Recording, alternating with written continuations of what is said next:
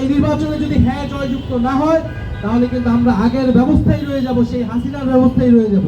এই সরকারের সময়ও এই প্রাথমিক পরীক্ষার একটা পরীক্ষার প্রশ্ন ফাঁস হয়েছে, অর্থাৎ সেই আগের ব্যবস্থাটাই এখনো বহাল আছে, কারণ জবাবদিহিতামূলক কোনো ব্যবস্থা আমরা প্রতিষ্ঠা করতে পারি নাই।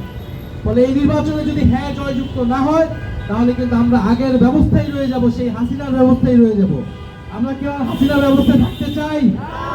আমরা নতুন গণতান্ত্রিক ব্যবস্থায় যেতে চাই, আমরা নতুন বন্দোবস্ত প্রতিষ্ঠা করতে চাই এবং আমরা বিশ্বাস করি 11 দলীয় জোট নির্বাচনে বিজয়ী হয়ে এই নতুন ব্যবস্থা প্রতিষ্ঠা করবে।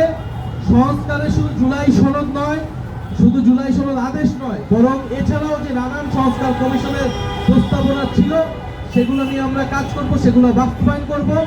এবং জনগণের প্রতি আমাদের আবারও আহ্বান, অনুরোধ, আপনারা এবার বিচার বিবেচনা করে আপনারা ভোট দিবেন এবং দল মত নির্বিশেষে গণভোটে হ্যাঁ দিবেন। আমরা সবাই গণভোটে কি দিব?